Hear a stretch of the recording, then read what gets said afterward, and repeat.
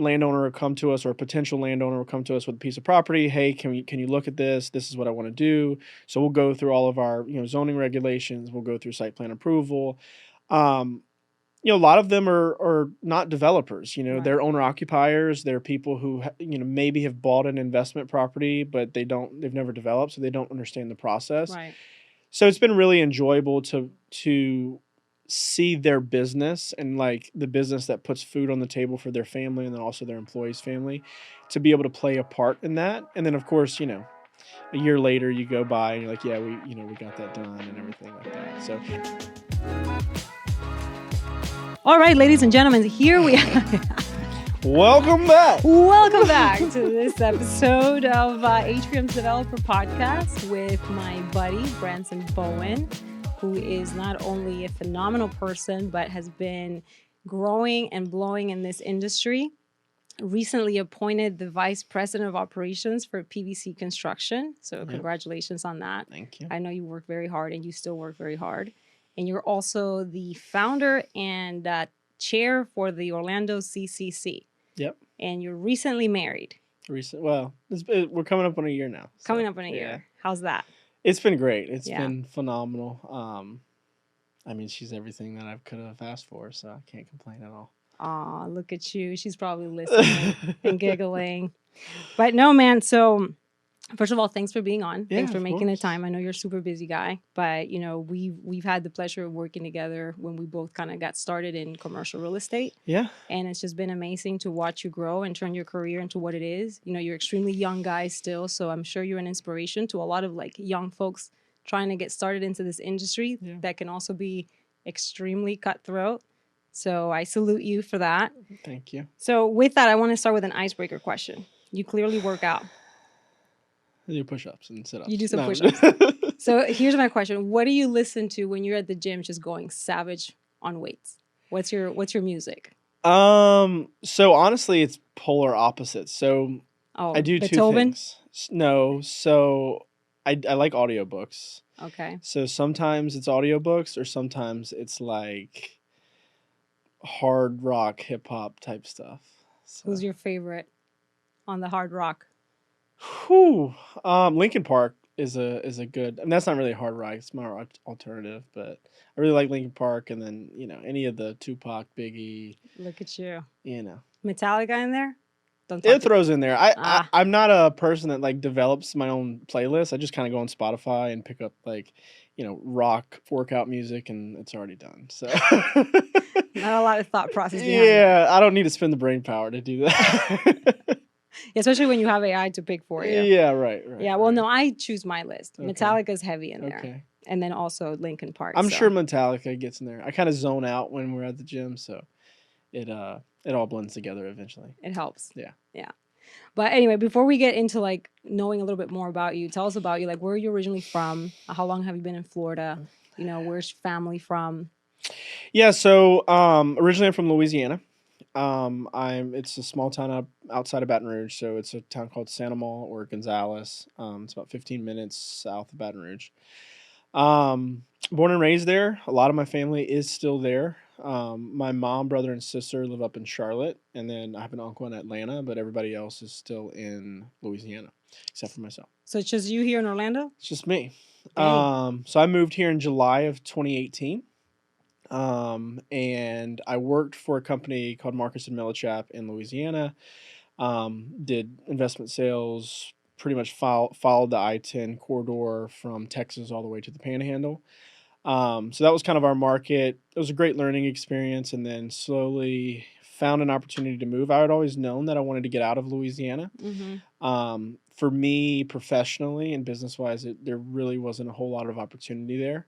It's still a place that, is home, and I was born and raised, but there just wasn't enough for there to be able to meet my goals. So moved here, got a great opportunity to work for Millennium Partners. Mm-hmm. As you know, we worked together there. Yeah. Then slowly transition out of that. My goal has always been to get into development. My mentor in Louisiana was a developer. Who was your mentor in Louisiana? His name is Donnie Jarrow. Okay. So he developed retail strip centers, pretty much. And in Louisiana, there's not a lot of developers there. So he was one of the heavy hitters there. So I was blessed to kind of learn and get into real estate with him and learning what he does and what he's passionate about. That's kind of really the catalyst to my career. So got to Marcus and Millichap, moved here to Orlando, got really close with, as you know, Brian, over at Millennia, dear friend, Great guy. mentor, business partner, you name it. So got close with him, always, wanted to do development. And then found an opportunity to get to the company I'm with now, PBC Construction. And just through my contacts in the industry, it was a really good fit. Chuck and his wife, Glenda, have been phenomenal, now business partners. So it's been a great experience. It's been a little over 3 years now. So yeah, it's kind of been a wild ride. It's been fun to watch you grow. Like I keep Yeah. saying that, but it seems like from where you were when we were working together at Yeah. Millennia, and you've always said the same thing. You've repeated your sound like I want to be in development, I want to Sure. grow in this. And I remember when you started with Chuck at PVC. We had several meetings, and you just had all this, this vision, Yeah. and you can tell you had the hunger and the drive. And I'm sure Chuck appreciated that, Sure. and Sure. you've turned it into like something amazing. Yeah. So, and you're recently doing a lot of cool projects. You were Yeah. just telling me about a new one that you guys are probably going to start kicking off, and you said Kissimmee? So it's actually in Polk County. So their main office is in Kissimmee right Okay. now. So the new building is going to be, there's this little parcel it's Claremont, Lakeland. I mean, it's way over there. Technically, the address is Claremont, but it's Yeah. in Polk County. Well, that's going to be a good one too. An Yeah. office. Yeah, it's 40,000 square foot office. That's Yeah. amazing. So we've got the opportunity to work with a lot of different clients. Anywhere from office to healthcare, industrial, retail, restaurants. So it's been a really cool at PBC. It's really, Chuck's been very gracious to allow me to kind of be entrepreneurial and try to figure it out. So, even though we are a commercial general contractor, we do a ton of design build, we do fee development. So it was an opportunity to get my foot in the door with development and kind of learning that aspect, side of things. And so, yeah, it's been a really great fit and cool journey. Yeah. And it's cool to have mentors or people that you Sure. work with that allow you to kind of Sure. express that and have your own drive and make your mistakes and figure it out. I think for me at least that's the best way to learn something. Just let me Just make jump in. mistakes and Yeah. figure it out. So that's amazing. Yeah. So since you've been involved in commercial real estate altogether, who would you say who or what has had the largest impact in your professional development?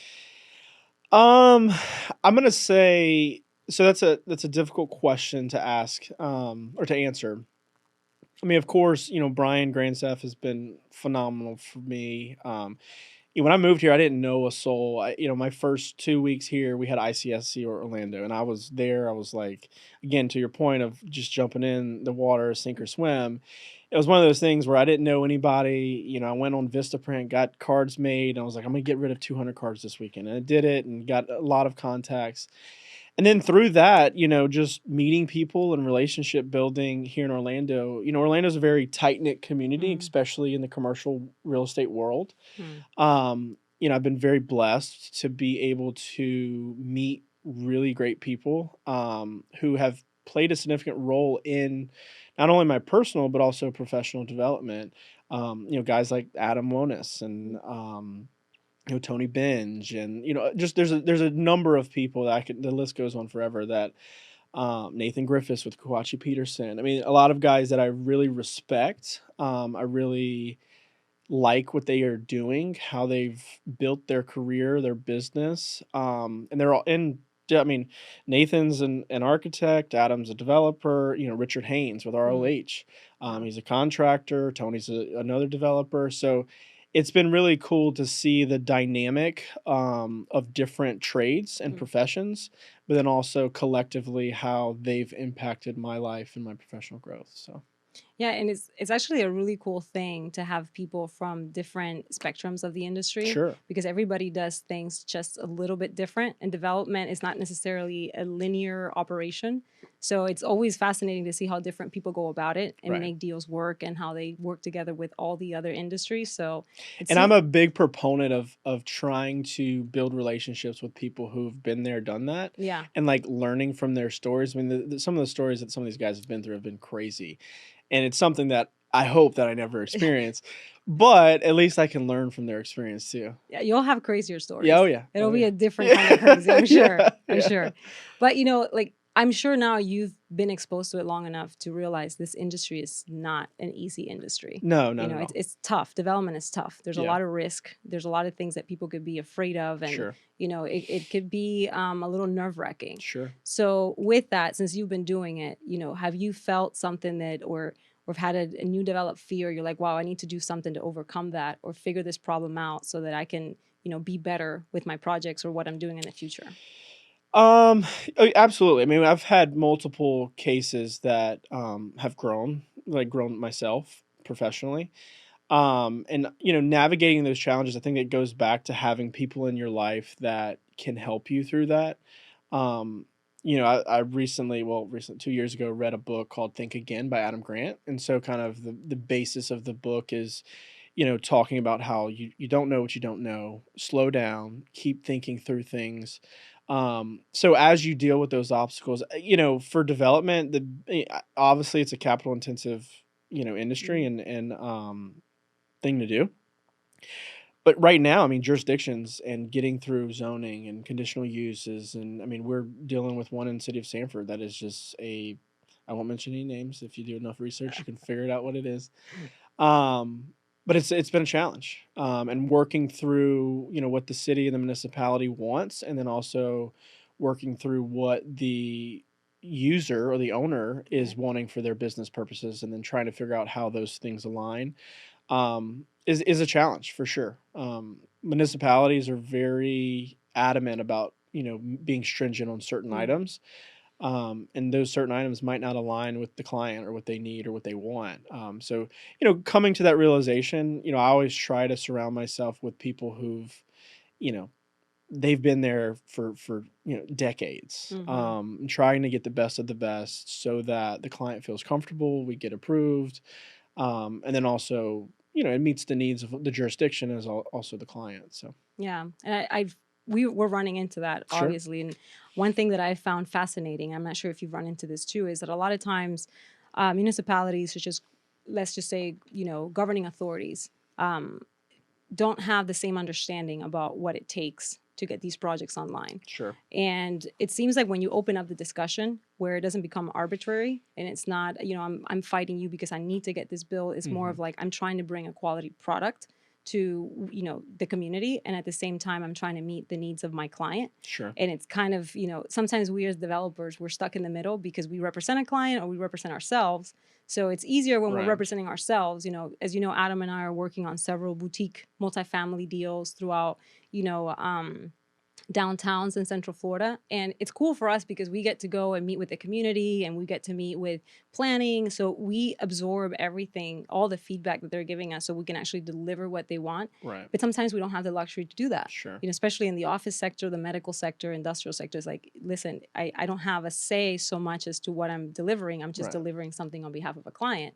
But still, in that case, we do our best to educate the client, educate the governing authorities, like this is what we're trying to do. Right. And it helps, but I know that, I would say probably in the last 2 years, it's become a little bit more difficult Yeah. and time constraint to get things approved in time and Sure. get them rolling in time. So I know that's a big challenge.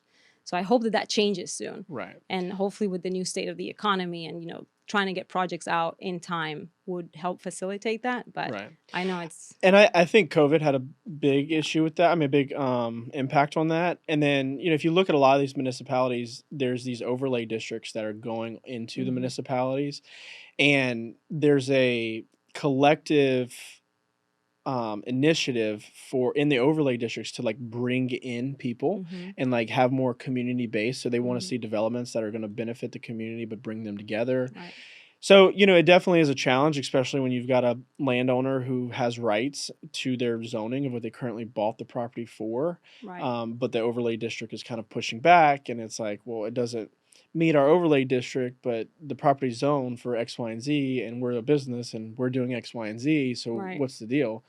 And so it's communication, it's collaboration, absolutely. and I think sometimes for us, especially when we're representing clients, like getting the client into the meeting with the jurisdiction is helpful, Yes, um, to an extent, right? There's got to be boundaries on right. that meeting, because I've had many of those meetings where The client's very passionate about what they're doing, what they do, and it blew up the zoning, and so we didn't get approved. And so there's different cases like that, but I think it's a collective collaboration for sure. Absolutely. So in everything that you've been doing now, what have you enjoyed the most about development? Um, I do enjoy the challenge. I enjoy I enjoy representing clients. We do a lot of like fee development, design build Mhm. type stuff. So, we'll come, a landowner will come to us, or a potential landowner will come to us with a piece of property. Hey, can you look at this? This is what I want to do. So we'll go through all of our, zoning regulations. We'll go through site plan approval. Um, a lot of them are not developers. Right. They're owner occupiers. They're people who maybe have bought an investment property, but they've never developed, so they don't understand the process. Right.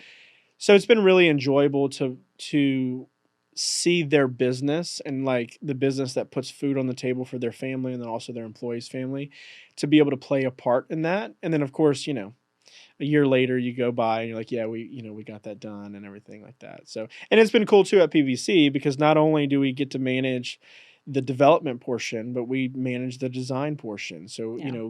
having their vision come to fruition in the design elements of the building, and then also being able to build it and be Right. there and walk the buildings with the clients, and then Right. ending the finished product whenever you're doing a grand opening or something, is it's always really cool. Yeah. It's exciting. It's gratifying to Yeah. see something that you put so much work and effort Yeah. and sweat and tears, and then finally seeing come up, and you're like, Hmm. wow, I was part of this. I was Yeah. part of this building.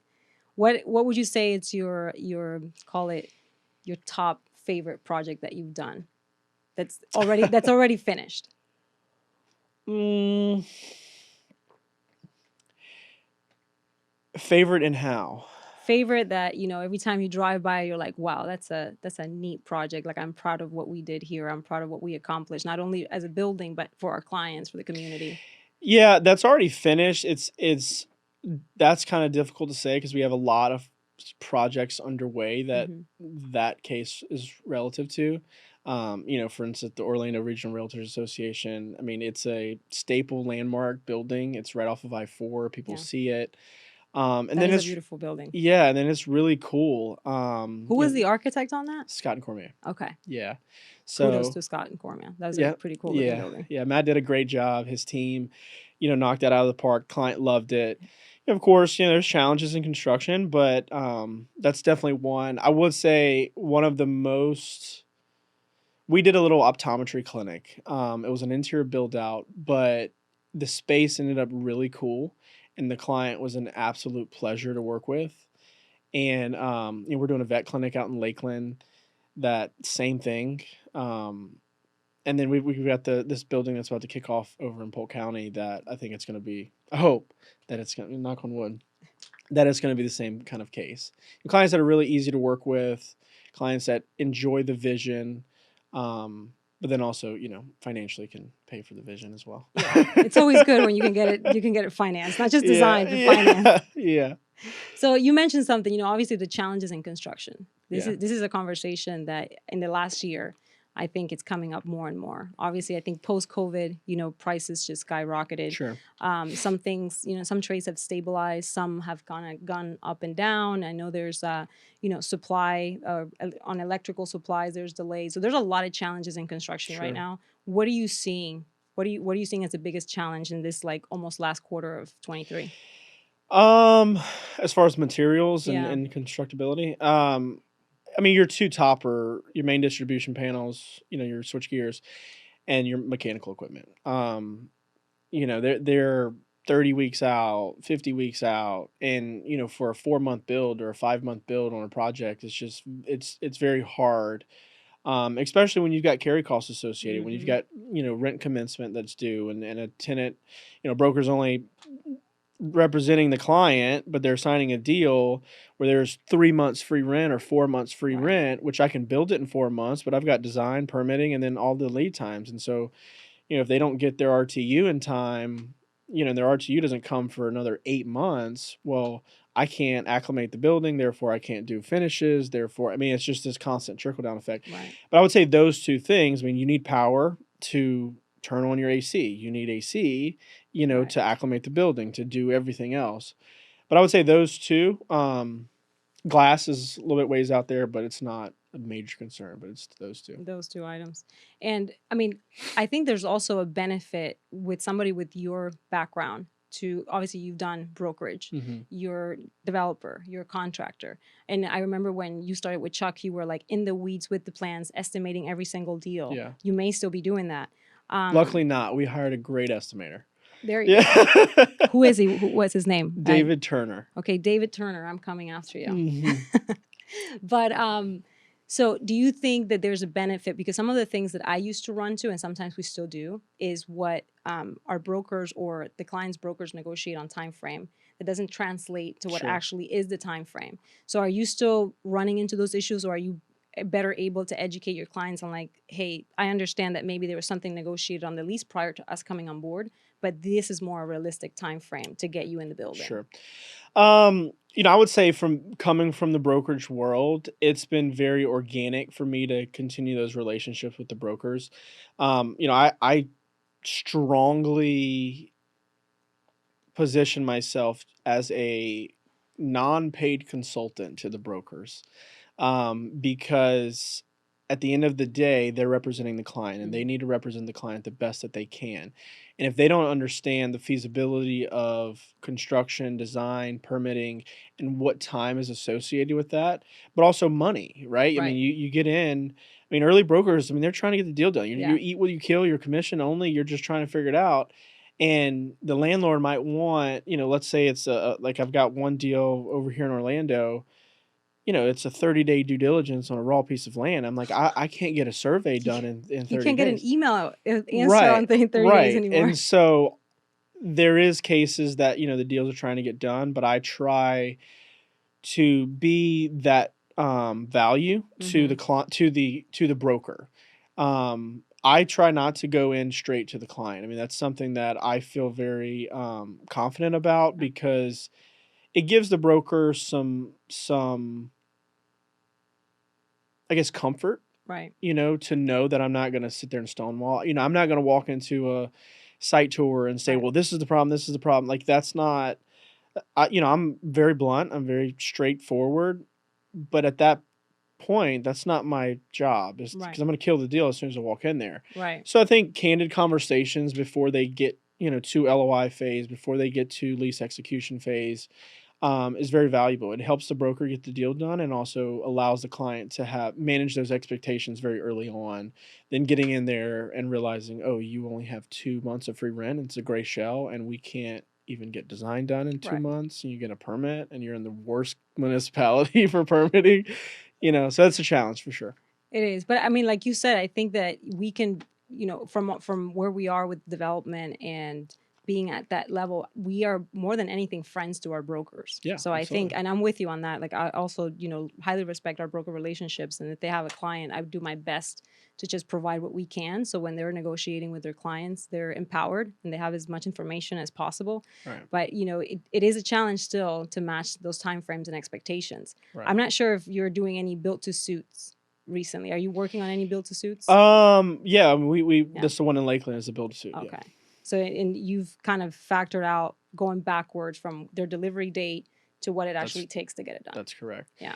Yeah, so I mean, normally there's a tenant coming into the building they're going to occupy. They get that wrapped up really quick, and a lot of time that's wrapped up before the deal comes. And so we've got to back into those dates. But again, it's conversation. It's Yeah. being open and candid. It's being collaborative. But at the end of the day, I mean, the time is what it is, and the Yeah. cost is what it is. I mean, there's not many, you know, things you can do to overcome some of these hurdles besides just wait. Right. But it's good to have those conversations very early. Yeah. How have you done a lot of spec buildings? We're doing a spec building in Sanford. We're about to start. Is that an office or what kind of building? Retail. Retail.